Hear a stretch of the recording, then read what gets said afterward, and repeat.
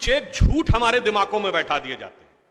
जैसे आप सब ने यह कथा पढ़ी होगी कि एकलव्य का अंगूठा कटवा लिया द्रोणाचार्य ने, पढ़ा है ना आप सबने? पर ये बताइए कितनों ने महाभारत में स्वयं पढ़ा है? मेरे विचार से हम में से किसी ने भी कभी महाभारत में वह प्रसंग पढ़ा ही नहीं होगा एकलव्य वाला। और अगर हम यह भी विनम्रता से पूछे कि महाभारत के कौन से चैप्टर में है, तो भी शायद हम में से किसी को ध्यान नहीं होगा कि महाभारत के वन पर्व में एकलव्य का उल्लेख है। मगर देखिए मार्क्स और मैकाले का प्रभाव कि हमारे दिमागों में ऐसा भरा हुआ है कि हम ग्लानि से आबद्ध हैं बगैर पढ़े हुए। अब मैं आपसे कहूंगा, जाइएगा, जाकर पढ़िएगा। अवेलेबल हो तो इंटरनेट पे जाके सर्च कर लीजिएगा, ना हो तो राम जो महाभारत सीरियल आया था उसका एपिसोड जाके यूट्यूब पे देख लीजिएगा। कि किस्सा यह था कि जब आपको चाहे आपने कथा सुनी होगी कि कुत्ते का मुंह बाणों से भर गया था, जो एकलव्य ने तीर चलाए थे, और जब वह तीर अर्जुन निकालते हैं तो उस कुत्ते के मुंह में एक खरोंच तक उस बाण से नहीं आई होती है, तो वो चौंक जाते हैं क्योंकि ये सामान्य तीर नहीं है। उन्होंने कहा तो दिव्य अस्त्र है कि मुंह में पूरा तीर से भर गया मुंह और इसके बाद भी एक खरोंच नहीं आई। आप कहेंगे दिव्यास्त्र का मतलब क्या?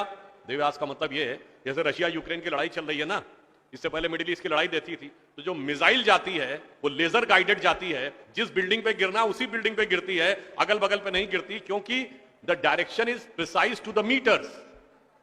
पर अगर मुंह के अंदर जाए और खाल पर खरोच ना आए, इसका मतलब it is so much strongly guided that it is precision to the micrometers. तो जब ये वो देखते हैं ये दिव्यास्त्र चलाना, तो उन्होंने कहा दिव्यास्त्र राजा चला सकता है, ये कैसे सीखा इसने? तो जब द्रोणाचार्य उससे पूछते हैं कि तुमने ये किससे सीखा, तो कहता आपसे सीखा गुरुजी। कहते मैं तो तुम्हें जानता नहीं, बालक तुम अपना परिचय दो। अब यहीं पर बिंदु है। एकलव्य क्या कहता है? मैं मगध नरेश जरासंध के प्रधान सेनापति हिरण्यधनु का पुत्र एकलव्य। अरे वो मगध के chief of the arm forces का बेटा था। यदि आप ये कह रहे हैं कि वनवासी था, तो ये भी पूरा वाक्य तो पूरा करो कि वो सेना अध्यक्ष था। मगर देखिए कितनी चालाकी से छुपा लिया आधे तथ्य को, और उसके बाद हमारे दिमागों में भर दिया कि ये बहुत गलत किया गया। बताइए, हमारे हिंदू धर्म के दो महाकाव्य रामायण और महाभारत, दोनों का रचयिता कौन? रामायण का रचयिता महर्षि वाल्मीकि, जो संस्कृत के आदि कवि माने जाते हैं। आज जो वाल्मीकि समुदाय है वो किस में आता है? शेड्यूल कास्ट में। महाभारत के रचयिता और वेदांत और मीमांसा के रचयिता महर्षि वेदव्यास, जिनकी मां मछुआरिन थी, वह समुदाय किसमें आता है? कुछ राज्यों में, दिल्ली में शेड्यूल कास्ट में, यूपी में अति पिछड़े में। तो मेरे भाई, संत रैदास, नामदेव, कबीर, दादू, ये सब पूज्य संत हुए, फिर भी हमारे दिमागों में ये भरा जाता है। और कौन भरता है? वो लोग भरते हैं जो अपने यहां समाज के गरीब वर्गों की खरीद फरोख्त करते थे। और आपको यह भी बात बता दूं, जब हम कभी अपने यहां कहते हैं फॉरेन ट्रेवलर्स ने दिखाओ क्या लिखा है, तो मैं यह बात आपसे कहता हूं, इसको भी जाके चेक कर लीजिएगा। किसी फॉरेन ट्रेवलर का सबसे ऑथेंटिक जो रेफरेंस माना जाता है, वो चंद्रगुप्त मौर्य के समय में मेगस्थनीज आया था ग्रीस से, जिसने अपनी किताब लिखी है इंडिका, आज से 2300 साल पहले।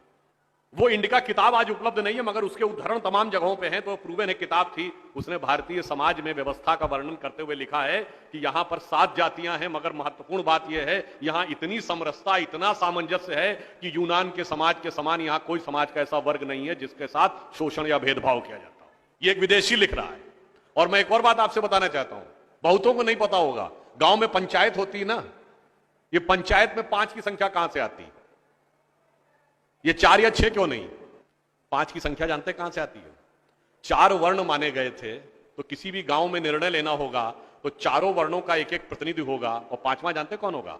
गांव के बाहरी क्षेत्रों में रहने वाले वो वनवासी जो प्रत्यक्ष रूप से गांव का हिस्सा नहीं है, पर हमारे निर्णय का प्रभाव उनके जीवन पर भी पड़ेगा, तो 5वां प्रतिनिधि उनका होगा। वहां से यह पंचायत का भाव आता है। और फिर मैं आपसे कहना चाहता हूं, हमारे दिमाग में एक और चीज भर दी गई कि जाति व्यवस्था हमने बनाई। आपको पता है कास्ट शब्द कहां से आया? ये कास्ट अंग्रेजी का शब्द नहीं है, ये पुर्तगीज भाषा का शब्द है। और 1931 में जो अंतिम जनगणना जाति के आधार पर, उसमें 4114 जातियां हैं हिंदू समाज में, जिसमें अब 6000 बताई जाती हैं। मैं चैलेंज करके पूछता हूं, कोई दिखाओ तो किसी धर्म ग्रंथ में 6000 जातियां लिखी हो, और जहां लिखी उसमें इससे ऊंचे ये, इनके नीचे ये ऊंचा, ये नीचा, कौन से धर्म ग्रंथ में लिखा है? ये माली ऊंचे की तेली ऊंचे, सुनार ऊंचे की लोहार ऊंचे, कहां लिखा है? जानते हैं कहां लिखा है? एक British census commissioner Herbert Risley द्वारा किए गए सेंसस में हिंदू समाज को जातियों में विभाजित करके ऊपर से नीचे तक लिखा गया और फिर वो हमारे ऊपर अध्यारोपित कर दिया गया है। हमारे दिमागों में कैसी कैसी बातें भरी जाती हैं। एक थोड़ा लिबर्टी लेते हुए ये भी कहना चाहूंगा, महिलाओं को पढ़ने का अधिकार नहीं दिया जाता था।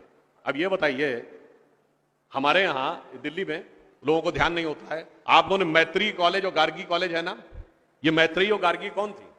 ये वैदिक काल की 20-22 विदुषी स्त्रियों में से एक हैं। गार्गी ने ऋषि याज्ञवल्क्य के साथ शास्त्रार्थ किया।